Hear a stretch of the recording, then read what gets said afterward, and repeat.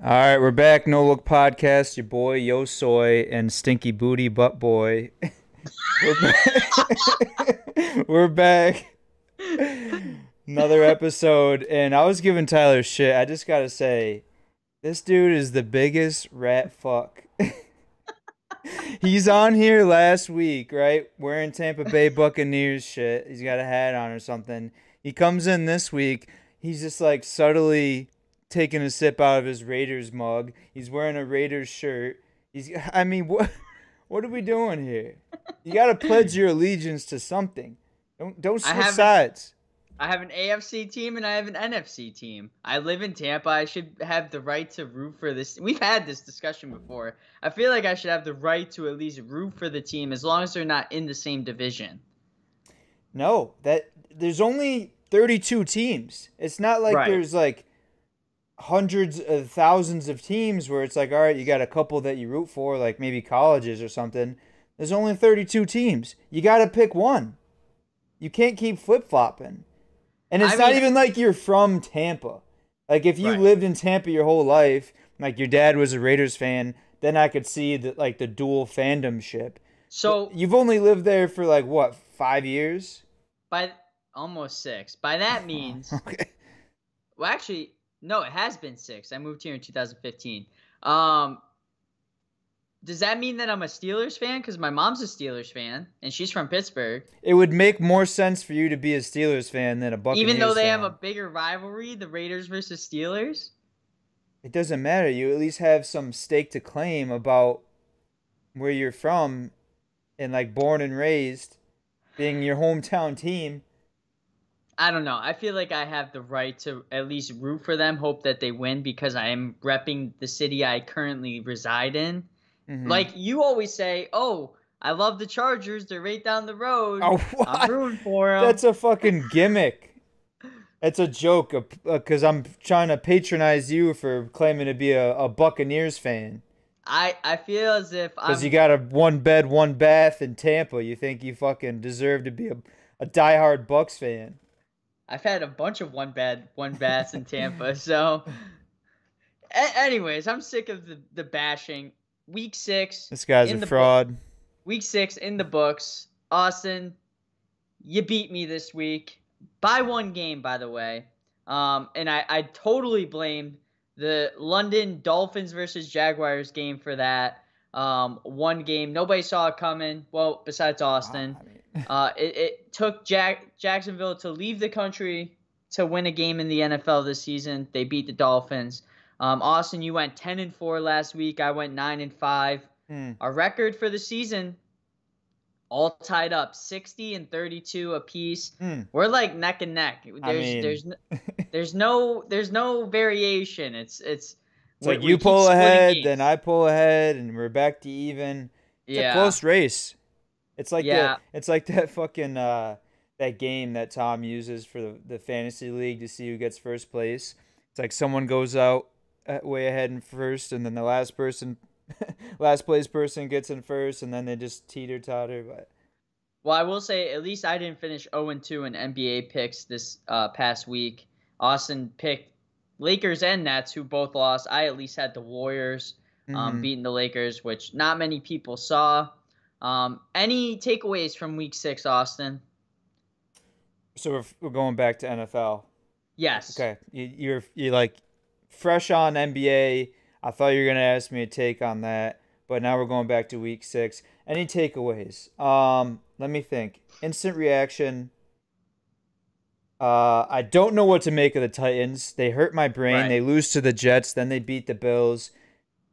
I'm upset I didn't take Derrick Henry first overall in our fantasy league. I very much so contemplated it, but I said I'm going to regret this if McCaffrey, has a stud year, stays healthy. And he was productive when he's healthy.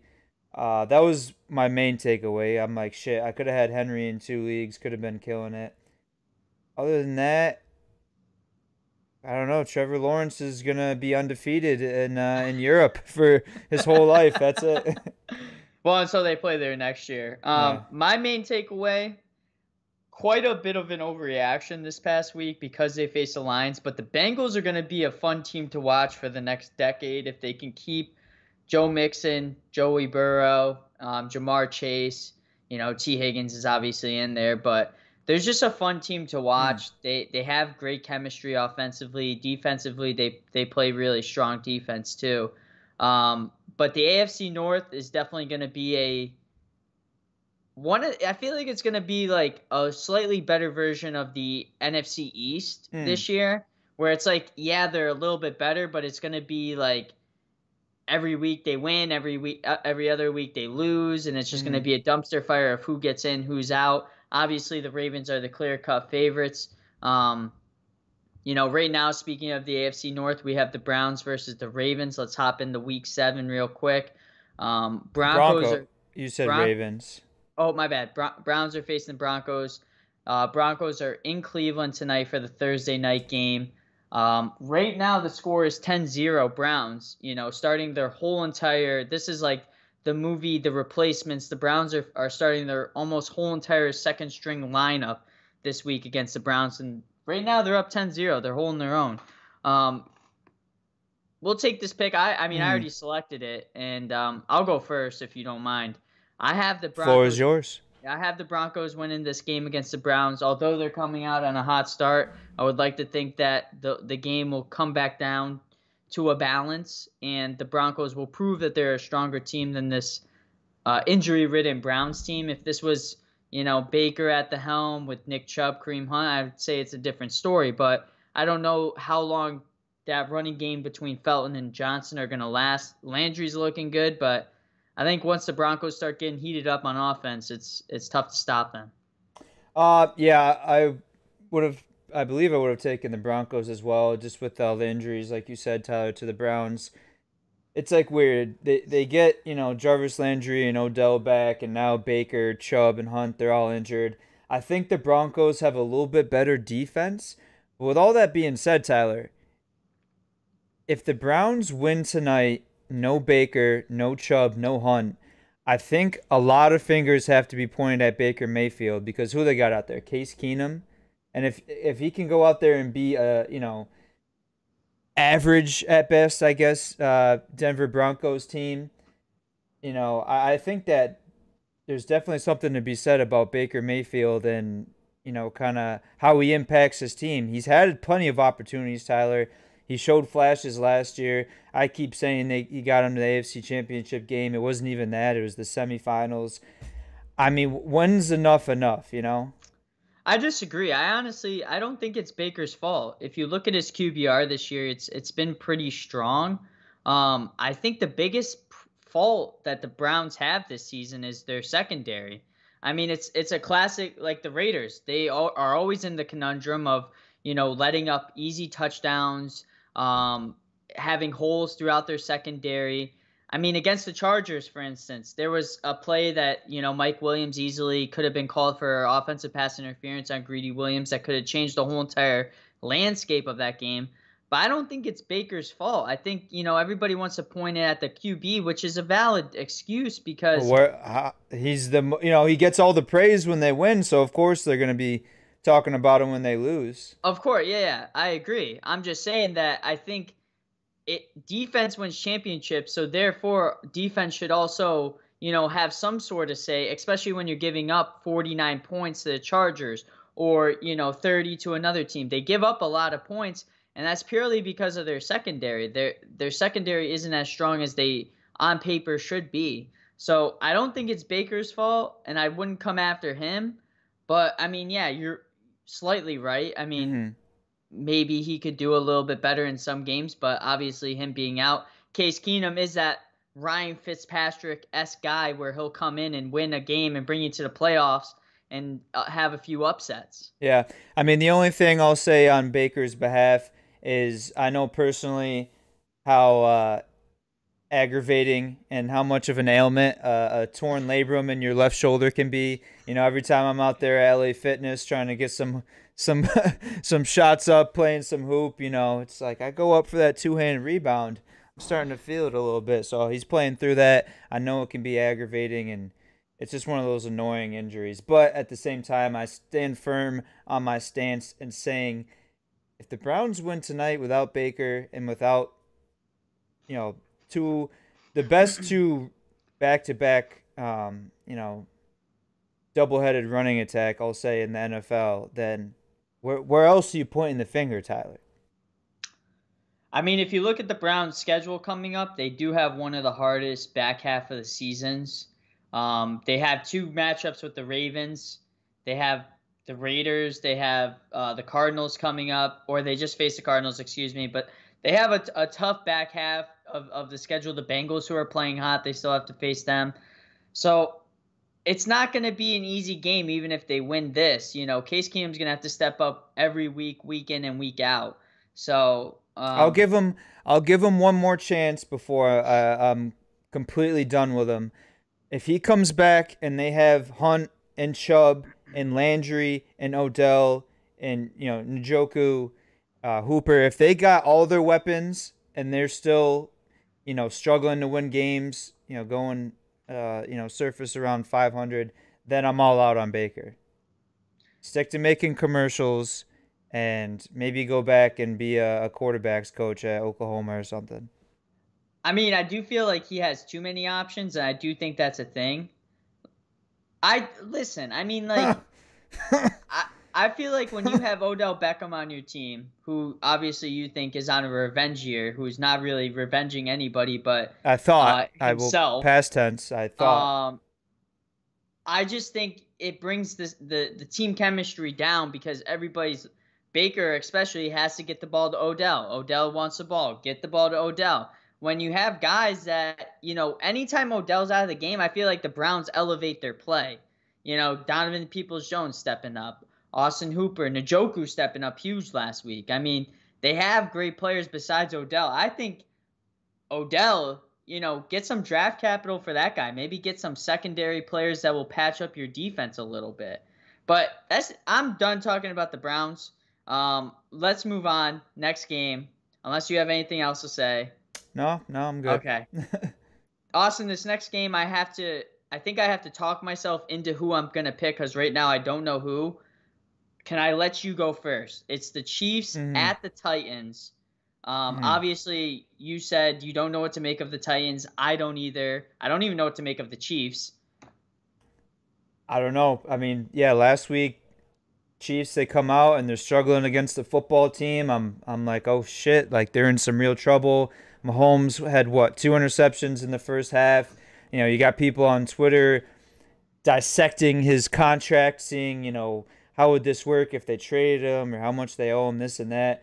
He comes out, he steadies the ship. He looks fine in the second half. I think he throws 2 touchdowns. And then on the opposite side, like I said, the Titans, they lose to the Jets.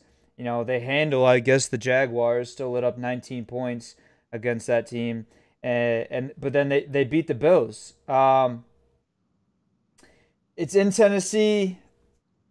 I think the Titans play a little bit better at home. They're still a good football team. Derrick Henry, easily the best running back in the NFL right now. There's no one even close. You can't even say Kamara.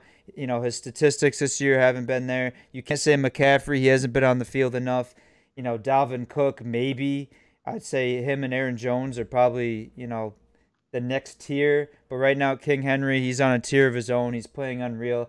We may, Tyler, see for the first time in NFL history, back-to-back 2,000-yard rushing seasons. I would love to see it, just to say, this happened in my lifetime. I was able to witness it. Julio may be back. A.J. Brown looked pretty healthy last week. They did lose Taylor Lewan, however. I'm not sure the severity of his injury. I haven't really been following that, but I know he got carted off, so I'm sure he will not be playing this week. However, I don't think it matters. I think the Chiefs are still on the struggle boat. Let's see, they got the Titans. They got a bounce-back game against the Giants next week. They'll stay at 500. Then they got the Packers. They'll lose that. They'll go to the Raiders. They'll win that. I think they're going to go back and forth for a little bit until they hit their stride late in the season. Last 3 games, they got Steelers, Bengals, Broncos. I see them winning that. With all that being said, I'm going with Titans. Okay. Well, I mean, like you said, yeah, King Henry's right now playing out of his mind in a league of his own, as they would say. I don't think that the Titans were a better team than the Bills. I think the Bills had probably one of the biggest flukes with Josh Allen slipping 1 yard short of the fourth down marker. I thought that was the Bills' game easily. So I don't think the Titans are as good as people are bringing them up to. And I guess that's where I'm going to talk myself into, again, picking the Chiefs and hating myself when they lose. But I'm going to have to go with the Chiefs on this one. The Chiefs need this game more than the Titans do. And the reason for that is, like you said, they have harder opponents coming up. Obviously, maybe not the Giants, but they also play in the AFC West, one of the toughest divisions in the NFL. So they need this game more than anything right now. And I'm sure Andy Reid, as soon as they got off the plane from Washington after Jackson Mahomes wanted to do a TikTok dance on Sean Taylor, Patrick had to answer all those questions about why he may have cursed them right there if they weren't already.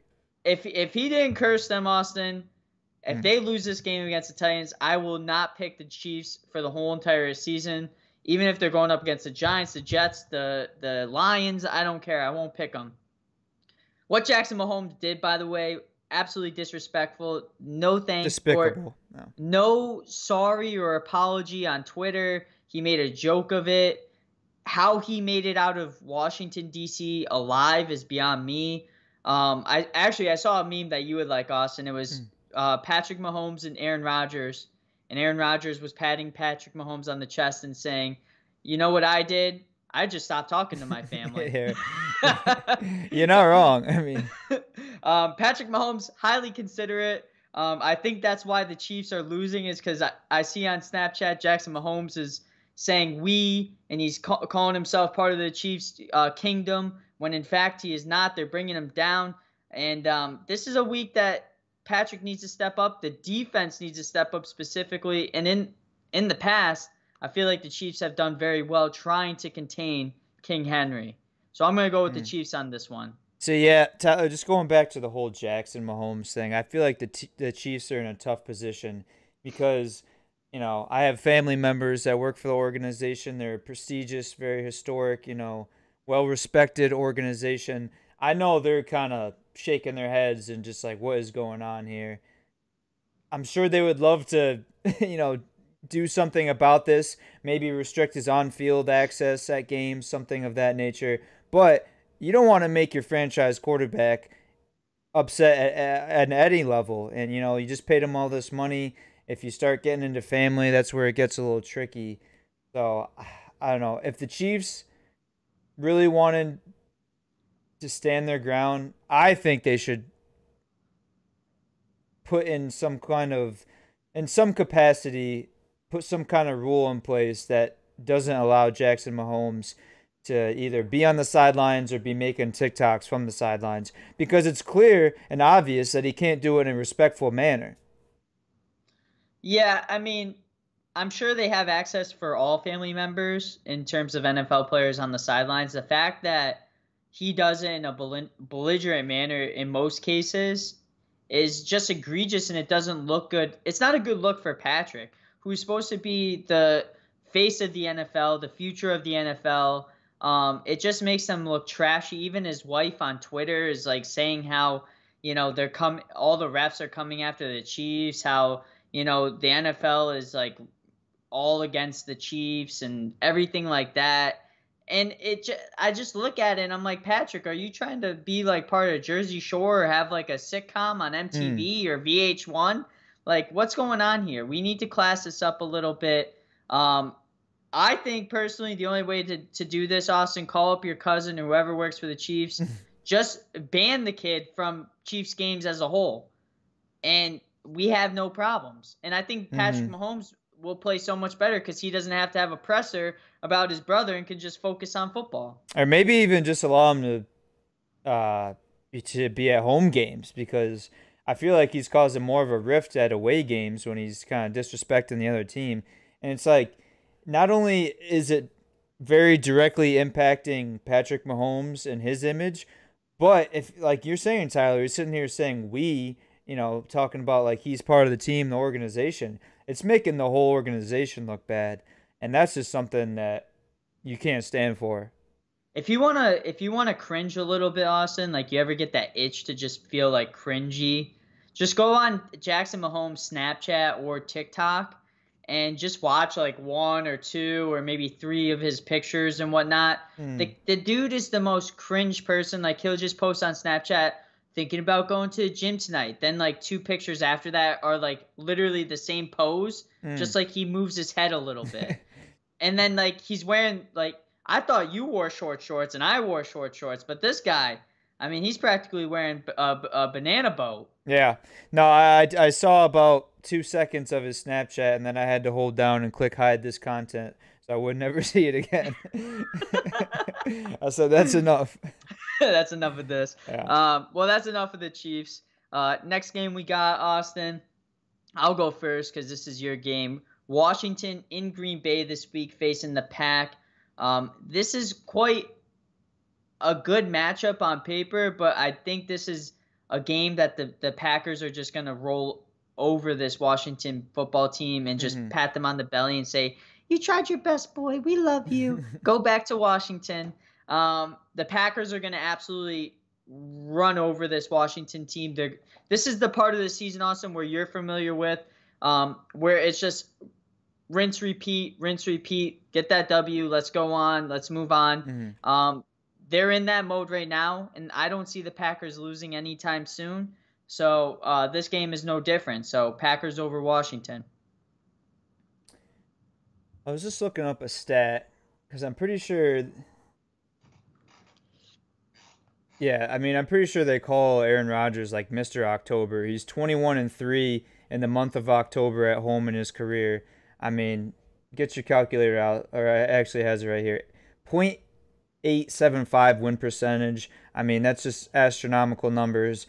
The Washington football team, they really kind of, I don't know, didn't live up to at least my expectations. I thought they would have been good enough defensively to, hover around a 500 football team, compete at least in the NFC East. That hasn't been that strong thus far throughout the season.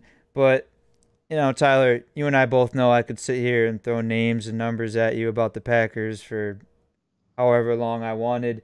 I'm not going to take up too much of your time. Aaron Rodgers, he comes out, he torches the defense. He's going for 300 plus and 4 TDs in the air. Maybe he will rush one in as well. I look for a lot of Aaron Jones and A.J. Dillon. I think they're going to combine for 200 yards rushing. It's going to be just an offensive juggernaut type performance from the Packers. And I think it's good for the Packers. They kind of need a game like this.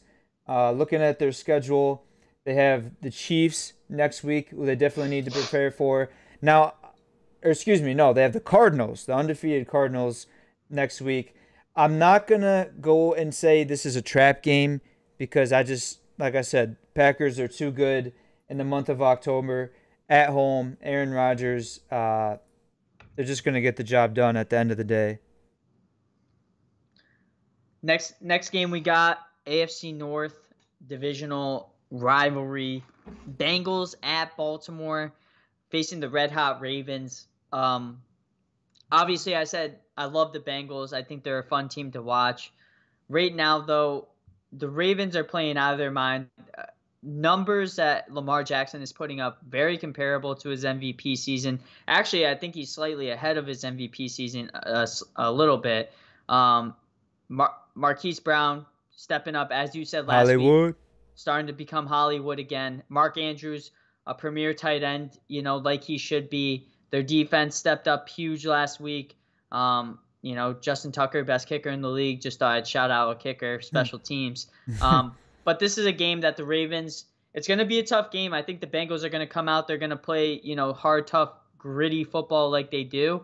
But I just think this Ravens team is just so strong offensively right now, kind of similar to the situation with the Packers. that they're just rolling over teams, and I think they're taking their momentum and they're gonna beat the Bengals. Yeah, no, I agree with you on the sense that I love and enjoy watching the Bengals. I think they could be a playoff team this year if they, you know, keep everybody healthy.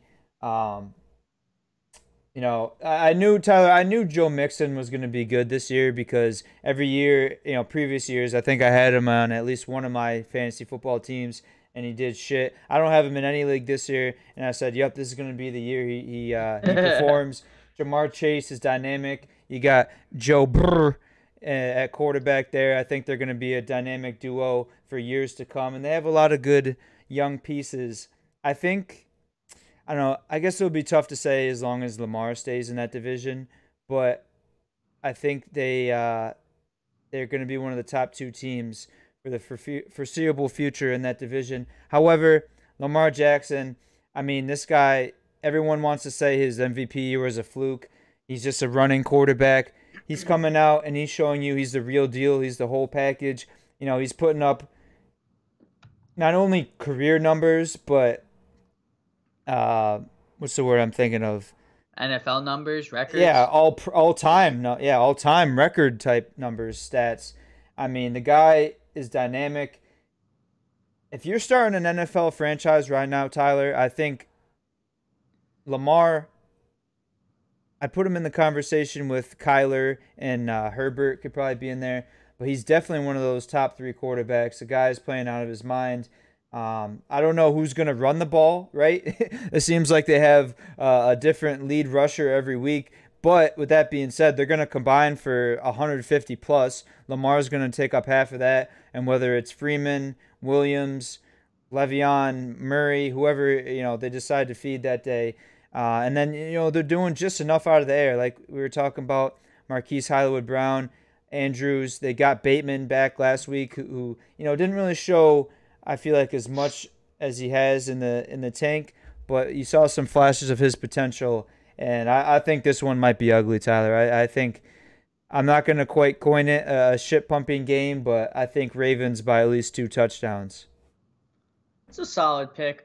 If I was just, Austin, back to your point, if I was to start a franchise, I'd actually started with Tom Brady because I think he's still got another 10 years left.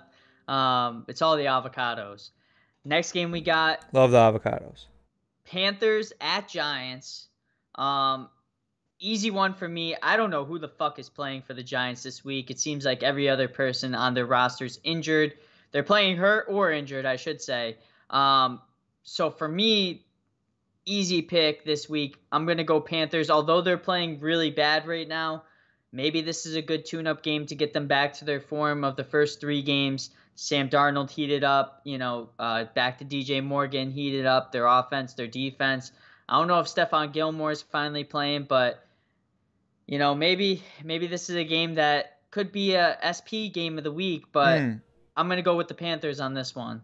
Yeah, I mean, if you're a bettor, you should just put all your money against the Giants right now. They're pretty bad. I'm not sure what's going on with a Saquon. I mean, Danny Dimes kind of gritted it out last week, but the Panthers, they're a decent enough football team to come in here and handle their own, take care of business. Chuba, Hubba Bubba Hubbard is gonna come in here and chew them up. Wait, what's his name? It's Hubbard. Chuba, right? It's Chewbacca's cousin. Hubba Bubba Hubbard's gonna come in here and Chuba up the Giants defense. It's close enough. Tyler's like just waiting. Where is this going? Yeah, no, that sounded better in my head. Yeah, I mean they have Robbie Anderson, of course, on my bench last week. Finally scores a touchdown. Still can't be trusted, but DJ Moore is playing out of his mind, and the defense is good enough to deal with these injury-ridden New York Giants. Well, I mean, the Panthers defense is actually one of the top in the league, so I think they're definitely good enough. Look who they've played though. It's like the same reason they have 3 wins right now. I suppose, but they're still a solid defense. Next game we got. Speaking of not solid defenses, hold on, I dropped the paperclip. We got Falcons at Dolphins. Austin, this week was a media frenzy of Deshaun Watson potentially going to the Dolphins. They released today that it was fake news. Deshaun Watson not going to the Miami Dolphins for Tua and draft picks. They're going to stick with Tua for the rest of the season, it looks like. Tua at QB for the Dolphins. We got Falcons. Calvin Ridley coming back for the Falcons, by the way. So more firepower. Russell Gage came back last week. Doesn't really help their defense, but offensively, they have the firepower. For that, I think the Falcons win this game by whatever the over is in this game, slam it. There's going to be no defense played in this game, I don't believe. I think Matt Ryan will pick apart the Dolphins if there is any defense played on the Dolphins secondary, but I'm going with the Falcons on this one. I think this is a game that they need to win, and having Calvin Ridley back is going to be huge for him. I was trying to find the over-under set at 47.5. See, Tyler, I feel like this is one of those like trap over-under games where the teams have such bad defenses, you think they're just going to run up and down the field on each other. But they also have bad offenses, and I think they're just going to just completely stink up the field. I agree with you. The Falcons have a little bit better firepower. I still give Matty Ice the advantage over Tua. Ridley's coming back. They have Kyle Pitts, who has looked just as good, if not better, than advertised. I don't know what's going on with the run game, if they still got Mike Davis or if they picked someone up off the street to do just as good, if not better, of a job. The defenses on both sides of the ball, the Dolphins, yeah, they have Howard, who's one of the better quarterbacks in the league. But since when are we talking about cornerbacks, having a huge impact on the game, especially when the rest of the team is complete shit? I hate this one. I hate myself for having to pick between these two, dumpster fires of organizations and teams. But I'm going to have to go with the Falcons on this one. I mean, to be fair, Mike Davis, by the way, has scored in almost every game he's played in this season. So, although they have been goal line, he has scored.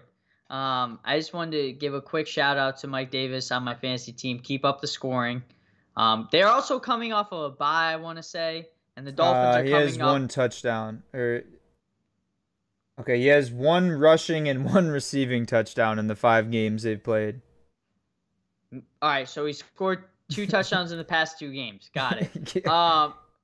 I didn't own him in the first 3 weeks of fantasy football, Gotcha. That's probably why. I will say Dolphins coming off of a loss in London, Falcons coming off of a bye, so probably better news for the Falcons this week. Next game, little jet lag for the Fins. A little jet lag for the Fins. Next game, speaking of Jets at Patriots. Austin, who do you have and why? I don't care if it's 1996, if it's 2006, if it's 2066. Anytime the Jets and the Patriots play, I'm going to pick the Patriots. I mean, it's just what it is. I don't care. I don't care if fucking Tom Brady the 5th is at quarterback for the Jets and they got fucking Belichick the 32nd coaching them. Belichick's head. Yeah. It's just Belichick's head with he's floating in the embalmment fluid or whatever. Yeah. Yeah, I mean, this is an easy pick. I'm not even going to explain why. You don't have to. Yeah. Next game, Eagles. That's I'm going Patriots. Yeah. Eagles at Raiders. Austin, I'll allow you to go first on this one. Tyler. It's in Vegas. Tyler.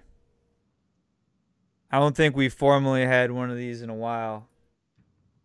But I'm going to bring it back. I'm going to speak this game into existence. I'm going to say the Philadelphia Eagles, they're going to get on the right track. A little throwback from my elementary school days, Tyler.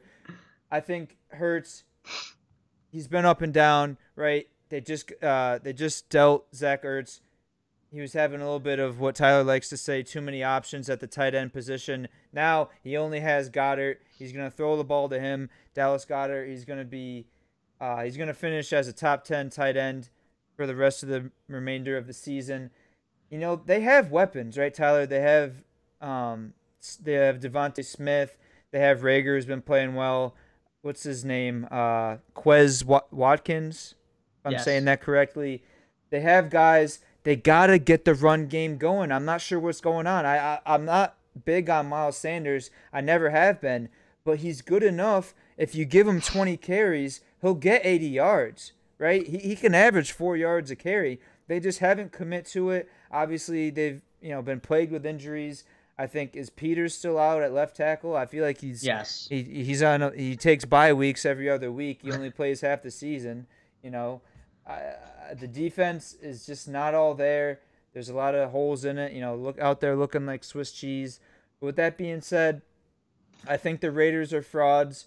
They come out, they lose to the Bears, and Tyler's over here celebrating a win against the Broncos that are losing to a practice squad, Case Keenum, and the Browns have 0 running backs. So I'm not saying that's a quality win. Anytime they've played a team of any kind of talent, they've lost this season. I think the Eagles have enough talent, and I think Hurts is going to, he's fighting for his job right now. They brought in Minshew, right? Obviously, they're not fully committed. They're not fully backing him. And he's still out there. He's going to compete. I think the Eagles take this one. You think Minshew is going to take Jalen Hurts' job? Why did they bring him in if they were so committed as for him? A backup? I mean, why did the Browns bring in Case Keenum in case, Baker Mayfield gets hurt? I mean, there's no way. No, but they brought him in like preseason, like, oh, we need someone. They weren't like, all right, we'll just have the de facto, whoever we have at the end of preseason. They're like, we want a guy that can, has proven to win football games, just in case. Minshew has been proven to win football games. Yeah. When? Did you not watch Minshew Mania last season? Look at his overall record. It was the greatest dynamic in the NFL. This guy is not a proven winner. Just like the Eagles are not proven winners. Has he not? You're saying he's never won a football game? He's won a football game. So he's a proven winner. He's won a football game. He's won more football games than the undrafted rookie that they had in training camp. I suppose, but I guess that brings me back to my point of that's why they brought him in, is because they just wanted a backup quarterback that was decent. Like, they don't having a backup quarterback that is a starter at some point is more valuable than most people think. But that's neither here nor there. I agree with you, Austin. Eagles run game this week, I think, is going to step up huge for the Eagles. I think this is going to be a breakthrough week for Miles Sanders. I think they're going to find a way to get him the ball more. He's going to have a big week. I truly do believe so. Somehow, some way, though, Austin, and most of the time when I'm picking these picks, I just go with whatever my gut tells me. I don't say, statistically this is what's going to happen, or this guy's out, this guy. I go with what my gut says. Austin, this week every week I try and go against the Raiders. This week I could not.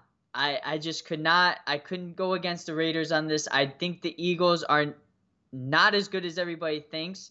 I think their defense is severely bad. Who thinks they're good? They're 2-4. I mean, obviously you do if you're picking them to win. I just think the Raiders are frauds. I think the Eagles' defense is bad. Their offense isn't as good as everybody thinks that they are. I mean, Jalen Hurts is a real deal. Get him a primary wide receiver 1, and we're talking. I think Devontae Smith is there. I just think they need more options. And maybe an offensive line. Jason Peters is out, like you said, every other week. But their defense is atrocious. Somehow, some way, though, Raiders are going to get the W this week. Coming off a huge win. Rich Bisaccia is, the coach for the future for the Raiders. He looks like an old school coach that the Raiders should have got off the fucking street. Guy makes me want to run through a brick wall for him. Max Crosby's going to get some sacks. Our secondary was lit last week. we're coming back, and we're coming back strong. Derek Carr, MVP season. He called it so himself. I mean, he leads the league in passing yards. I think still it's Raider Nation till I die, and Raiders are gonna win this one. Raider Nation until next time the fucking Bucks are playing on prime time, and then it'll break the dad hat out. Well, speaking of the Bucks, we got the Bears at Bucks, Austin. In Raymond James Just this skipping week. a game. Bears at Bucks. I'll get back to it. Easy pick for me. I'm going Bucks over the Bears. I mean, it's just like the Packers. It's just like the Ravens. The momentum's there. They're playing strong. The Bears, I mean, there was a fluke win against the Raiders. Justin Fields isn't as good. Matt Nagy is the worst coach in the NFL. They're probably starting a guy that's coming off of the bus on, Nebraska and Armenia in Tampa to start at running back for him this weekend for the Bears. It's just going to be a blowout, I think. It's going to be ugly. I'm going Bucks. Yeah, I mean, for a second, I was trying to psych myself up to have some kind of argument that the Bears were going to upset the Bucks, but I just don't think there's any universe that happens. I don't know, what do I got to say? The Bucks, they're playing as good as they did last season. Obviously, they're still, got to be the favorites at this point, sitting at 5-1. Brady, I mean, Woody, he just broke another record at 44 years old, right? First time he passed for over 400 yards and had 5 touchdowns in a game. I mean, this guy is showing no signs of regression, not slowing down a bit. And now, much like people wanting to count him out because of his age, people wanting to count out Antonio Brown because of his, off the field issues. The guy's playing, wide receiver 3 on the team. He's playing like he's wide receiver 1. He's got the best numbers out of, Godwin and Mike Evans. He's just super dynamic. I feel like his type of receiving style bodes well with Brady's throwing style. Brady kind of has, especially at this time in his career, that high loft. Brown's always been good at pinpointing the ball, working under it. So I think they, maybe they were the duo that, they didn't know they needed in each other, but it's working for them right now, and it's going to be all Bucks. Yeah, I mean, Antonio Brown is absolutely cracked out. It's crazy to think that we counted a guy out that a few years ago, 3 to 4 or 5 years ago even, he was the best wide receiver in the league, and he's proving to us that he never lost that. He just didn't have the opportunity to show that. He said so himself, and this is an ode to Antonio Brown, by the way, because of what has happened recently. Steelers going under, they're not playing that well. Juju Smith, he said, was not the answer. He was taking it away from Antonio Brown, I guess you could say. Then he goes to the Raiders. John Gruden, he said was a racist. I mean, it's like, at this point, you have to trust Antonio Brown. This guy is... It's like, oh, wait, maybe he's not crazy. Maybe he's not Kanye West that can actually catch the ball. I mean, the guy is putting up stats. He's playing for a winning organization now, and you're seeing how good he can be. He's outshining Mike Evans. He's outshining Chris Godwin. And, I mean, the guy deserves his flowers because I feel like everybody's been kicking him down for the past 3 years.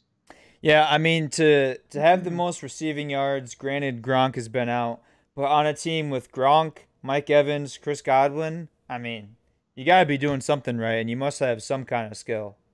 Yeah. Well, next game we got Lions at the Rams. Awesome, easy pick for me. Rams, You know why. Yeah, I mean... Yeah, no, same type of situation. I'm like, oh, Jared Goff, he's going back to LA, playing his former team. Yeah, there's nothing there. I still think that I'm holding out hope. Not that I care too much, but I just want to be correct in my prediction that I don't think the Lions are going to go 0-17 this year. However, this is not the game. The Rams, far superior of a team. Cooper Kupp is having himself a career year. Stafford's looking... very comfortable in that offense. I feel like we haven't still seen as much as we can of the dynamic between McVay, the offensive mastermind that he is, and, the quarterback of Matthew Stafford. I don't know if they're holding out, for the playoffs, or they're just doing enough to get by at this point in time, but I still think there's some more, maybe they need to unlock some new chambers of that offense, because I think there's a more of a dynamic they can have between the two of them. But with all that being said, it's going to be all Rams in this one. Yeah, I mean, I feel like the Rams haven't really even been doing that well. I don't even know if I want to say this, but defensively, I feel like they haven't been as, as pungent as they should be. Granted, they did have that game against the Bucks, but I just feel like that was an off game for the Bucks. Maybe this is a good tune-up game. Now that I'm saying this, Austin, I feel like we should have done all of these games against the spread this week, because this is a classic week where you have a lot of the favorites versus a lot of like the shitty teams of the NFL. Washington Packers, Bengals Ravens, Panthers Giants. I mean, it's yeah. Well, yeah, but Jets Patriots, Lions Rams, Bears Bucks. Next game we got Texans at Cardinals. I mean, it's just like what can I say? Cardinals are playing super well right now. They came off of a game against the Browns where they dominated them. Obviously, an injury-ridden Browns team, but each game that they play, they're continually growing stronger. Their chemistry. DeAndre Hopkins played really well last week. How could you leave a guy that good a caliber in the end zone? It's like he's 10 feet away from the nearest defender. Cardinals are out of their mind right now. They have too many options. Rondell Moore plays good one week. Then you got A.J. Green. Then you got, Chase Edmonds. Oh, wait, James Christian Conner's Kirk. there. Christian Kirk, DeAndre Hopkins. And now they got Zach Ertz. I mean, shit.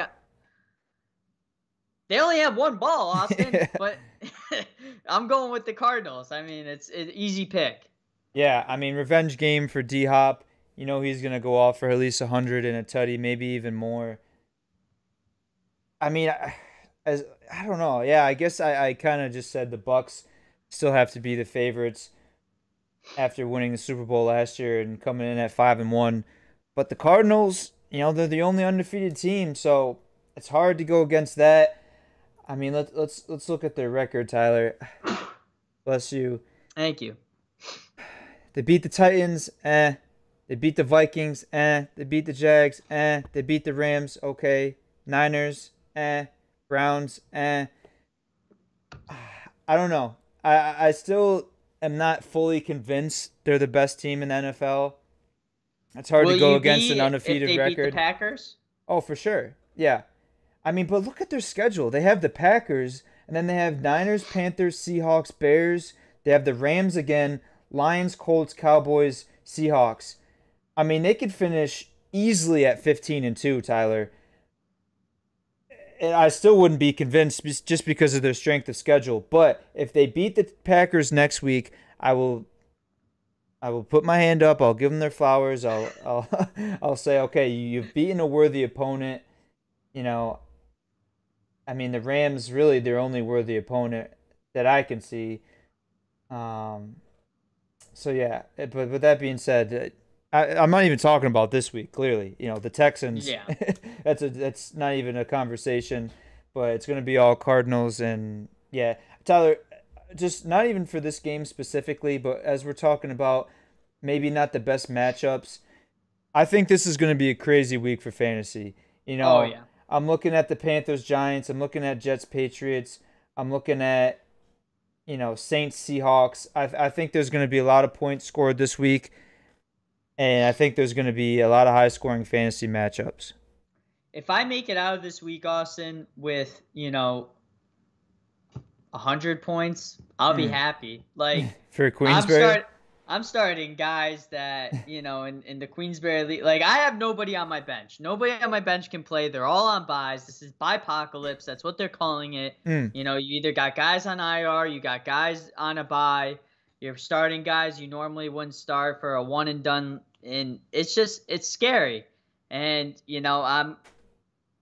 it's a terrible week. If we could just fast forward to like week 9, ish area, that would be great. But speaking of the Texans real quick, Austin. Yes. Deshaun Watson. They just said that he's not going to Miami this year. I'll go first because I'm going to ask this question. If Deshaun Watson doesn't go to the Dolphins, in your opinion, what do the Texans do next with Deshaun Watson? In my opinion, they're going after, once they find out who's going to be, first overall draft pick this year, that first overall draft pick in this year's draft to go for a quarterback or whoever they want to go after and trade Deshaun Watson in the draft this year. I think that's the only logical way that they could get rid of Deshaun Watson and feel good about getting rid of him without having to ask for so much from a team. Yeah, I mean, I guess, yeah, that would make the most sense. I'm just trying to think. The trade deadline, November 2nd, a little less than 2 weeks away. I can't really think of a scenario of a team that's like, maybe a borderline playoff team that, their star quarterback is hurt that would want to trade for him. Maybe still a little early in the season. And Washington? Yeah, but they're not even a borderline playoff team. Giants? No, they stink. I mean, let's look at it. Not going to the Patriots. The Broncos, they're kind of riding with Bridgewater. Baker, I don't think, Seahawks? I don't think he's going to be out. No. Imagine that. I don't see the Colts really. Let's go to the NFC. Not the Niners. I don't really see a team. There's a lot of new faces in new places. Not to sound like, what's that song? It's like Is it a country song? Jimmy Buffett or something. Maybe I'm thinking of Friends in Low Places. I don't know. Yes, you are. Probably. That was the song I was thinking about. Yeah, but anyways, I guess I don't really have much input for it, Tyler. I think it's kind of gotten to the point where it's been dragged on so long, it's kind of lost the allure. I don't really think there's teams calling about him as much as they were in the offseason. There's still a lot of speculation and things that are unsure about his, legality, his legal standpoint for what's going on. I don't know. I mean, if you're the Texans at this point, I think you almost got to just release him and cut your losses and try to get as much monetary compensation back as you can from the contract.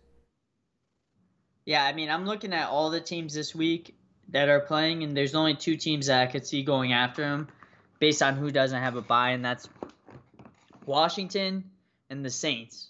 Everybody else. But the Saints just paid Taysom and somewhat Jameis. Yeah, but they don't have. So Taysom's contract is not fully guaranteed. It's like 10% guaranteed.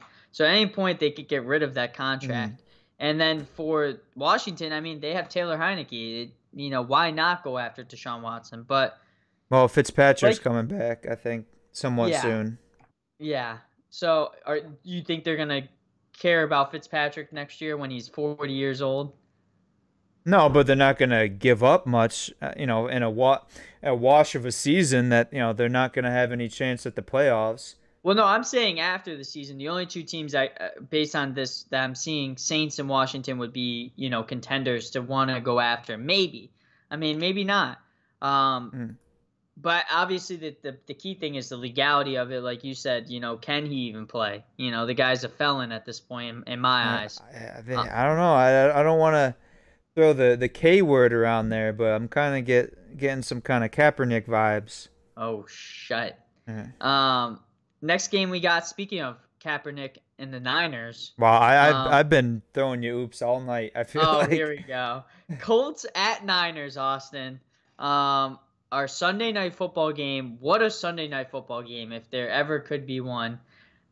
NFL does it again. Second week in a row. Terrible Sunday night game. Last week I said it, and I was absolutely correct about it. Steelers at Seahawks, or Seahawks at Steelers, whatever. Yeah, it was a game that was within 3 points, but was it a good game, Austin? Absolutely fucking not. This week, again, no flexing of any better games into the Sunday night schedule. Let's give out the Colts versus the Niners, the 2 most mediocre teams in the NFL. Are the Niners starting Jimmy Guap this week, or are they riding with Trey Lance? I don't know. Let me look real quick. Colts, T.Y. Hilton's back. Looked electric last week in the Monday night game. Jonathan Taylor's running wild. Their defense is stepping up. The Niners, their defense is all right. I don't know who's in their running back game. They really only have Debo Samuels at wide out. George Kittle's injured. So the 49ers, it's been an odd season. Are they starting? Who are they starting at QB? Did they say? It just says hopes to be. Oh wait, yeah, hopes to be 100%. So I guess Trey Lance is out with a knee injury. So if it's either gonna be Garoppolo or third string. Or Cam Newton signing with the Niners. Yeah. I guess that makes my pick even more valid. I'm going with the Colts on this one. They're going to ride into San Fran and beat the Niners. I do think that it's going to be a shitty game, just like it was, last week in the Sunday night game, where both offenses are going to take some time to settle up, and, defense is going to be the ones that are stepping up the most. But I just think the Colts offense is really stepping up, and Jonathan Taylor is really running wild right now. And Carson Wentz is becoming a little bit more comfortable with all of his weapons, especially with T.Y. Hilton back. So I'm going to ride with the Colts on this one. Yeah, no, I agree with you 100%. I'm just looking at the Colts schedule. They're one of those weird teams. Like, you can't really find their true identity. They've always been a strong defensive-minded team. They run the ball well. Jonathan Taylor, we saw him go off last week. Wentz, he's doing enough. They have weapons, Tyler. I think Pittman's been playing exceptional this year. Campbell, I believe T.Y. Played last week for the first time this season. Mo Alley Cox, Jack Doyle, they have solid tight ends. I think they're not that bad, Tyler. I wouldn't be surprised if the Colts made the playoffs in the wild card. I think the Titans will win that division. But you look at some of their games, right? They're 2-4. They lost by 3 to the Rams, and then they lost to an absolutely disgusting overtime game against the Ravens, in which they were up. I don't know, they were up by 14 points until the fourth quarter, and then Lamar obviously did some Lamar things, went off, brought the Ravens back to victory. The Niners, I've never seen a team fall from grace so quickly. They've been injury-ridden, but they make it to the Super Bowl, Tyler, a couple years ago. Now they're fighting to be above 500 team. They don't know who they're playing at quarterback. They don't know who they're starting at running back. I mean, it's just tough to go out there and be confident when there's so many question marks. So for those two reasons, I think I'm going to go with the Colts. Next game we got Monday Night Football, Saints at Seattle. Obviously, Russell Wilson not playing this week again. They got Geno Smith at the helm. Seahawks coming off of a stinker of a loss against the Steelers. I don't think that Geno Smith played a terrible game. I think he played very well considering the fact that it was his first game in 5 years. Maybe even 7. I think it was something crazy like that. Saints coming off the bye. I do think this is a week where they're going to be feeding Alvin Kamara a lot. They're going to have to get him into it. Obviously, Jameis isn't going to be a key factor by no means. I do think that the Saints defense is much stronger than Seattle, and especially Seattle's offense. The only way the Seahawks win this game, they're getting Rashad Penny back this week, so they say. You got to feed baby DK the ball. You got to feed Tyler Lockett the ball. Who's throwing it to him, though? It's I mean, whoever, just get him the ball. Let him run the ball. I mean, let him go beast mode like Marshawn Lynch in 2011 or something. I mean, Jesus Christ, the guy is 6 foot whatever, and he's a unicorn. He's got abs out of his abs. I mean, the guy is just get him the ball. It's not that hard. I'm going Saints. So you're going Saints? Yeah, I'm going Saints as well. I do agree. I mean, they need to get DK the ball. I think the only way the Seahawks win this game is if they run DK at quarterback and just play Wildcat the whole game. I'm sure he can throw almost as good as Geno and run the ball a hell of a lot better. I don't know. The Seahawks, no Wilson. They don't have Carson, right? He's still out with an injury. Tyler's talking about Penny. Look for him and DJ Dallas in the backfield. Not, for any consolation, I'm not sure that it means much. They're definitely going to try to load the box, force Geno to beat them. Unless DK just comes down with, 10 to 12, 50-50 balls in the end zone. I don't see it happening for the Seahawks. I think it's going to be who dat all Saints in this one. Yeah, I mean, absolute stinker of a week this week, Austin, in terms of matchups. Not a lot of disparity between you and I. We only have 2 games that are indifference of picks, so hopefully, and what's probably going to happen is we're going to split. Yeah, we're going to split. Hopefully, it's the Raiders one that I win, but not a lot of huge news this week, NBA wise or anything like that. So kind of a quiet week, obviously. There is, Austin, though. I do want to say, I don't know if you saw last night, but your boys in MSG went to double OT. Yeah, I did. I didn't watch the game live. I think I was at the gym. It's tough to watch the Knicks now being on the West Coast. I mean, they usually start around, 8 EST. I'm getting out of work, 5 my time. But I will say, Knicks starting off hot. I think they went 45. Wait, what are the numbers I'm thinking of? 40-something and maybe low, double digits against the spread last year. Starting off 1-0 against the spread at home. Sorry, I should say. They look good. I mean, Fournier dropped 30. Randall dropped 35. Kemba, he did enough. Robinson's back. He's definitely an X factor there. I think the takeaway in that game, though, Jaylen Brown dropped 46. That was just a crazy performance. And, Tatum, although he didn't have the best game, he's looking pretty buff. Look for him to be tested, drug tested by the NBA officials this week. But yeah, no, Knicks look fine. No, I mean, there was a span. I was watching the game, and I watched the end of the fourth, first overtime, and then once the second overtime happened, and I think I don't know what happened at the end, but I know the Knicks won. There was a span in the first overtime where there was 7 threes thrown up and nobody missed. It was back to back. Jaylen Brown, stepped up huge when Jason Tatum could not. He was looking sluggish.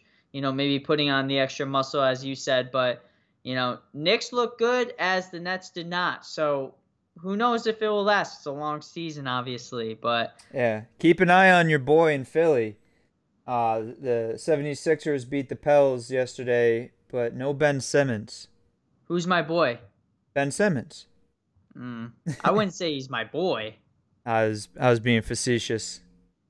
I mean, that guy... Actually, I don't know. Did you see the interview with Jason Kelce real quick? No. Jason Kelce said the reason why the whole Ben Simmons thing is happening is because Ben Simmons is not taking accountability for his poor performance and not hitting free throws and not stepping up in big situations. And he's not just going out and playing basketball. That's why the city of Philadelphia hates him. And I never double tapped an Instagram post faster than that. Because he's right. I mean, the guy he's acting like everything's okay, and he's not deserving of the contract he's gotten. He's not deserving of the playing time he's gotten. And he's bringing down the Philadelphia 76ers organization, which I don't care because I'm in the East anyways, and I play in the same division. But Jason Kelce for president of Philadelphia or mayor. Dude, I'm just looking at this box score. Fucking Andre Drummond, 19 minutes, 17 rebounds. Dude is a monster. The dude is a freak of nature. You could put him up against the Monstars, he'd still come down with at least 10 rebounds. If that guy doesn't get 15 rebounds, he's sick or something. He's got coronavirus. I don't know. Anything else? Any closing remarks? Go Raiders. Yeah. Oh, that's as he picks up his cup. Go put your hat on you had last week, bud. I got my Raiders see how diehard you are. No. I'm not sure if Tyler's sticking around, but I think I got some Some friends going to play some Warzone with me. We got the Haunted Warzone playlist coming up Thirsty Thursday. Your boy Yo Soy ACWeezy. Yeah, so stick around for that, and we'll be right back.